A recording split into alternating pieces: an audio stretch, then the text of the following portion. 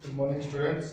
आज हम हिंदी में लेसन नंबर 8 जिसका नाम है गुलमर्ग की खिड़की से एक रात। यहाँ पर मोहन राकेश जो लेखक है वो गुलमर्ग घूमने के लिए गए हैं और वहां पर उन्होंने जो वातावरण यानी कि हम देख सकते हैं कि पहाड़ी प्रदेश में हम जाते हैं तो उसका प्राकृतिक जो दृश्य है वो अलग ही होता है। हम ऐसे हमारे आसपास यानी कि हम देख सकते हैं कि हम जहां रहते हैं वहां पर हमें प्राकृतिक सौंदर्यता हमें देखने को नहीं मिलती। यहाँ पर ये निबंध दिया गया है जिसके अंदर गुलमर्ग की प्राकृतिक दृश्य और वो प्राकृतिक दृश्य के कारण लेखक जब पहली बार जाते हैं तो उन्हें गुलमर्ग से मात्र ऐसा दिखने को मिलता है कि यहाँ पर तो देवदार के बड़े बड़े पेड़ है और सपाट मैदान जहां पर एक घास लगी हुई है, हरियाली है और कुछ नहीं है। पर वहां पर जाकर रुकने के बाद 1 महीने के बाद उन्हें उसके साथ इतनी आत्मीयता हो गई कि वो वहां से निकल नहीं पा रहे। यहाँ पर हम देख सकते हैं स्टूडेंट्स कि मोहन राकेश जो है लेखक जो है वो गुलमर्ग जाते हैं, वहां पर उसका प्राकृतिक दृश्य और वहां की प्रकृति को देखकर पहली बार में तो उन्हें भी हम भी कहीं पर घूमने के लिए जाते हैं तो पहले तो हमें ऐसा ही लगता है कि ये पत्थर ही है, पहाड़ी है, वहां पर जाकर क्या मिलेगा। पर जब हम उसकी प्राकृतिक सौंदर्यता को देखेंगे नहीं, उसको समझेंगे नहीं, तब तक हमें ये एक प्रकृति तत्व ही दिखाई देता है। यानी कि एक जड़ निर्जीव जो है वैसा ही दिखाई देगा।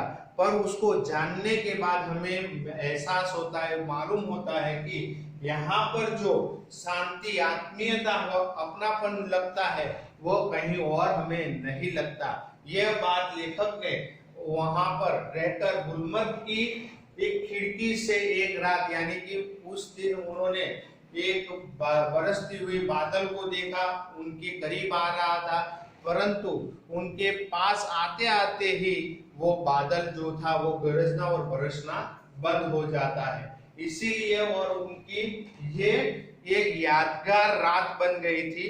ये यहाँ पर इस पाठ के अंदर, यहाँ पर इस लेसन के अंदर उन्होंने हमें दिखाया है। आप सभी के पास टेक्स्ट बुक है, टेक्स्ट बुक के अंदर देखते रहना।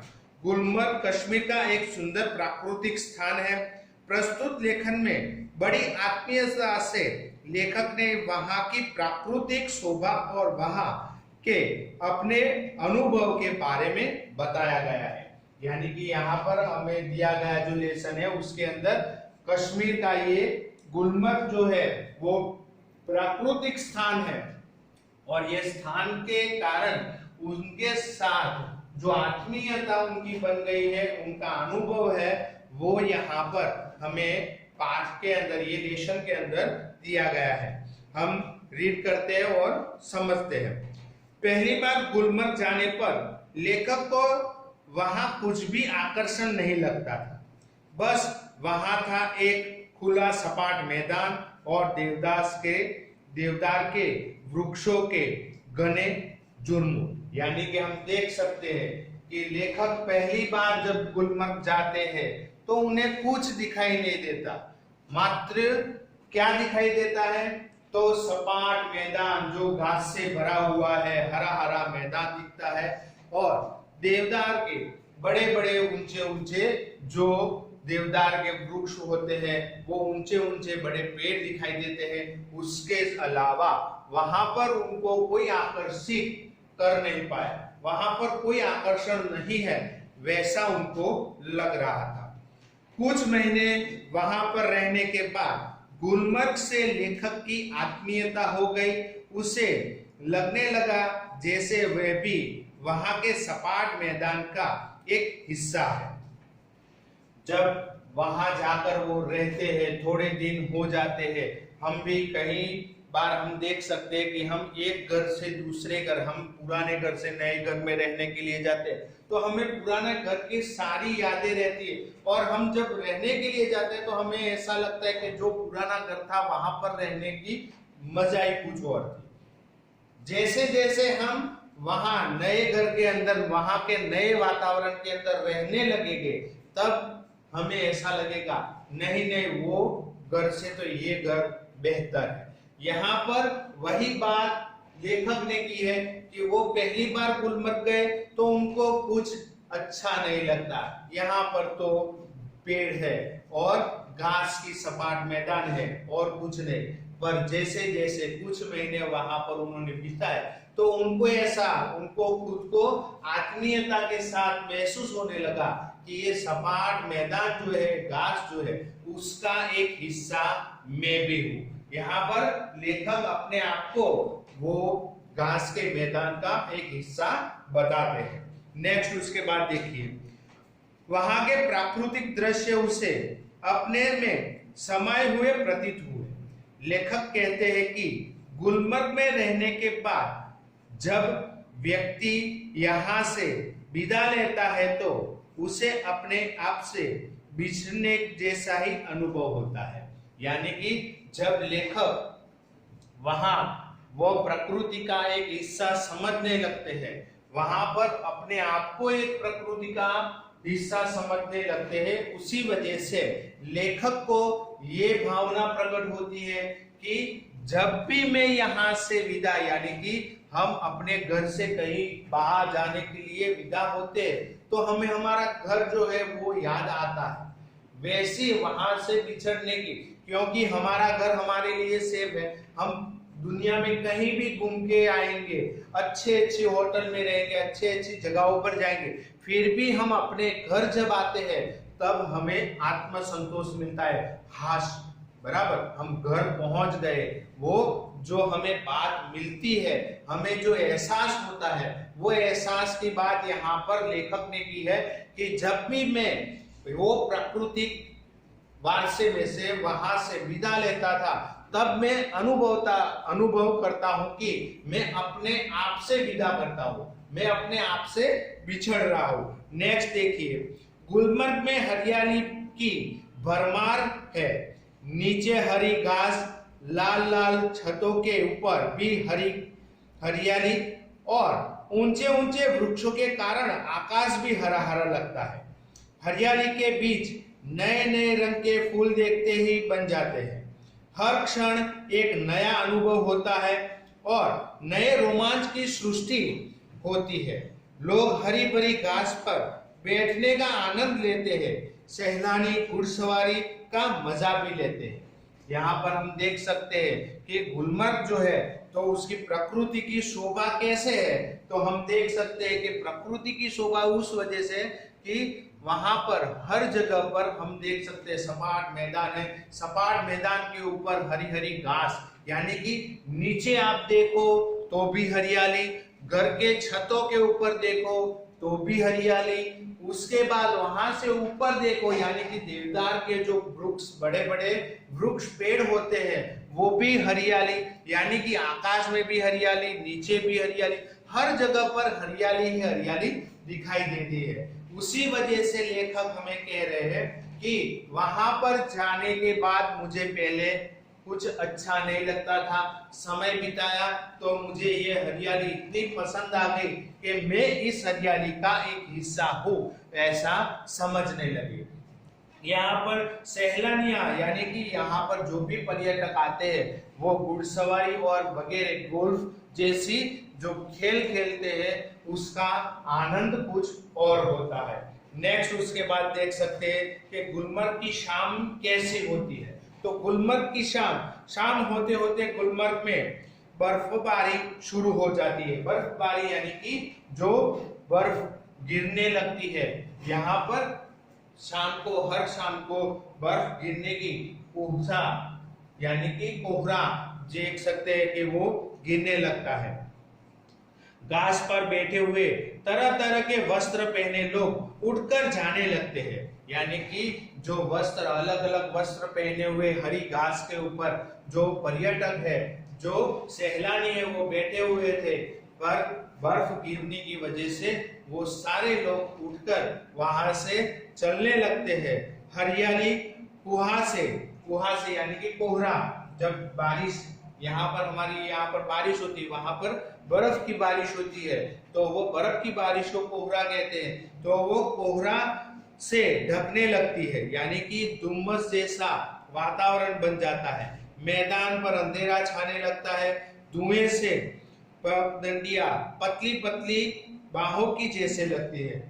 धुंधिया यानी कि हवा में उड़ते हुए धूल, यानी कि वहां पर ये हवा के उड़ने से धूल जैसे कि वहां पर जो पतली पतली पगडंडी है, मैंने यहाँ पर लिखा लोगों के लगातार चलने से अपने आप बन जाता जो रास्ता है वो भी धीरे धीरे चलने से धूल उठने लगती है और धुंधला सा वहां पर कुछ दिखाई नहीं देता, अंधेरे समान यानी कि अंधेरे सा हो जाता है, वहां पर ऐसा हो जाता है।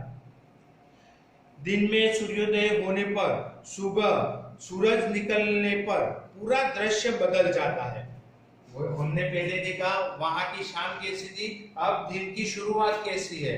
तो हम देख सकते हैं कि सूरज निकलने पर पूरा दृश्य यानी कि पूरा जो सीन है वो बदल जाता है। वो हम देखते हैं रात के समय अंधेरा हो जाता है और वो शाम की बात थी। अब सुबह में जो सूर्योदय यानी कि सुबह होने के समय सूरज के जो किरणें होते हैं वो पृथ्वी पे आते हैं, वो गुलमर्ग की बर्फ पर छपा जाते हैं, वो देखने को भी मजा आता है।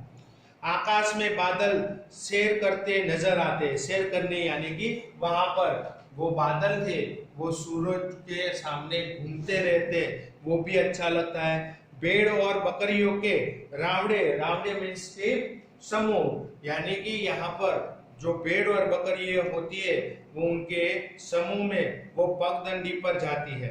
रात की खामोशी चहल पहल में बदल जाती है, यानी कि जो रात शाम थी वहां से सभी लोग चले गए थे, वो वापस चहल पहल यानी कि सैलानी जो है घूमने के लिए है वो हरे हरे मैदानों के अंदर दिखाई देने लगते।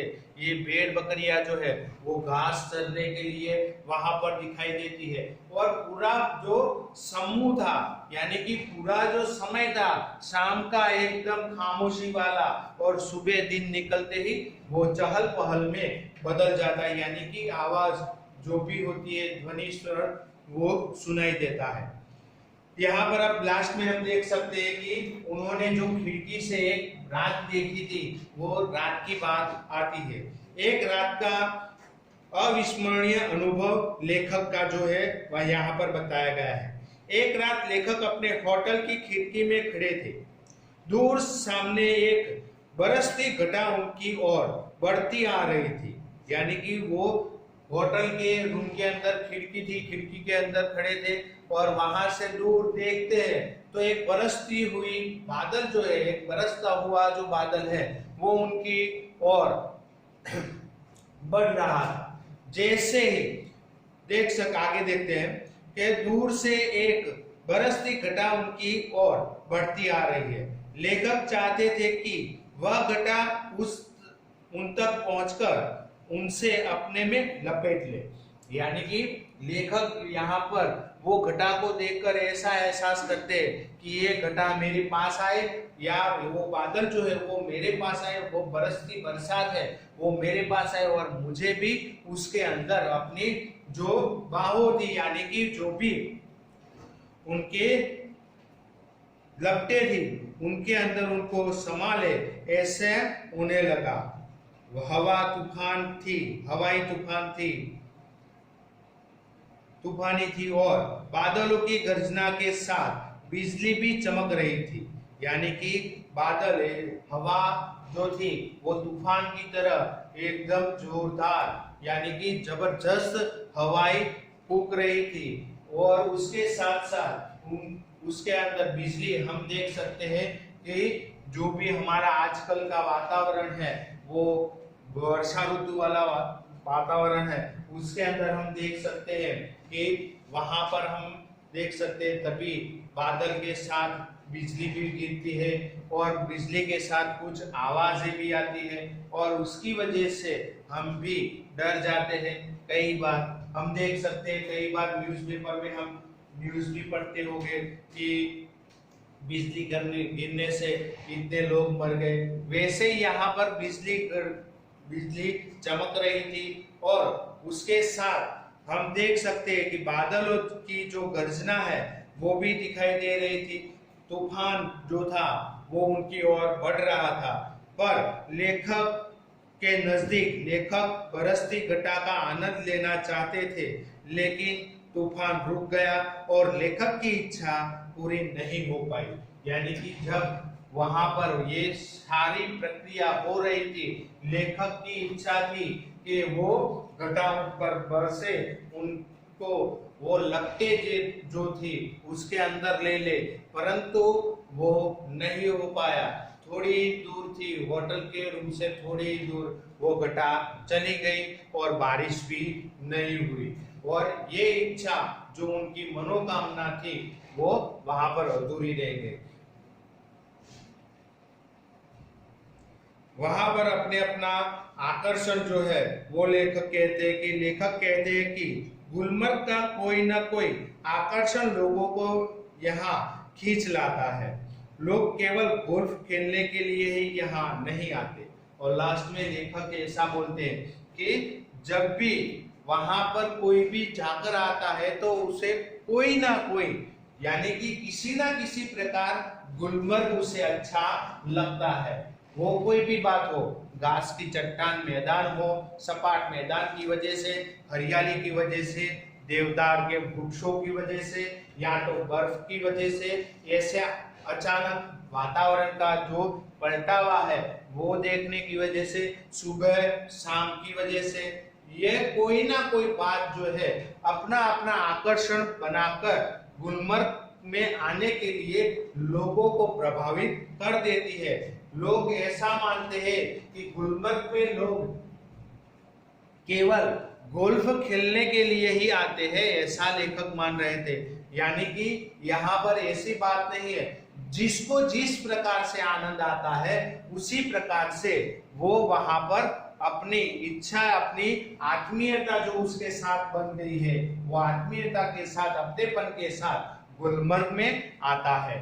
यहाँ पर हम देख सकते हैं कि प्राकृतिक दृश्य, यानी कि प्रकृति की बात करते हैं, प्राकृतिक तत्वों की बात करते हुए लेखक यहाँ पर अपना जो भी एक निजी अपने जीवन के अंदर जो एक शाम बिताई थी, जिसके लिए वो आतुर थे, परंतु वो बात उनके साथ बन सकती नहीं, परंतु यहाँ पर वो अवश्य हमें कहते हैं कि गुलमर्ग की जो शाम है या तो गुलमर्ग में जो बिताया हुआ समय है वो किसी ना किसी प्रकार जो सैलानी है या तो वहां पर घूमने के लिए आते लोग हैं, किसी ना किसी प्रकार से गुलमर्ग के ओत-प्रोत हो जाते, उसके साथ उसका अलग ही लगाव बन जाता है। लेखक यहाँ पर हमें ये समझाते हैं। यहाँ पर हम देख सकते हैं कि प्राकृतिक तत्व जो है, यानी कि कुदरत का दिया हुआ जो प्राकृतिक तत्व, यानी कि हम देख सकते हैं नदी, पहाड़, जंगल, ये सारी जो भी प्रकृति तत्व है उसको निखारते ही, उसको निहारते ही हमें अलग ही आनंद आता है। वैसे ही कश्मीर में ये गुलमर्ग जो है वो यहाँ पर हम देख सकते हैं कि उसे पृथ्वी का स्वर्ग भी कहा जाता है। गुलमर्ग को क्या कहा जाता है? कश्मीर पृथ्वी के ऊपर बना हुआ एक स्वर्ग के समान कहा जाता है। हम देख सकते कि ऐसे प्राकृतिक दृश्य को इन आप में से कहीं ने वहां पर जाकर कोई ना कोई तो गया भी होगा, तो ये प्रकृति तत्व जो है वो अच्छे हमारे लिए और हमारी प्रकृति तत्व की वजह से हमारा पूरा संतुलन जो है वो बने रहते हैं। यहाँ पर हमारा लेसन जो है वो खत्म होता है। हम लास्ट में जो एक्सरसाइज है वो लिखनी होगी सभी स्टूडेंट को। हमने कल लेसन नंबर 7 देखा था नेक्स्ट लेक्चर के अंदर, तो नेक्स्ट लेक्चर के अंदर उसके बाद आने वाला जो लेसन है जिसका नाम है निर्भय बनो, काव्य जो है पाठ जो है, लेसन जो है आप सभी को रीड करना है और नेक्स्ट लेक्चर में हम वो पाठ देखेंगे। Okay, thank you.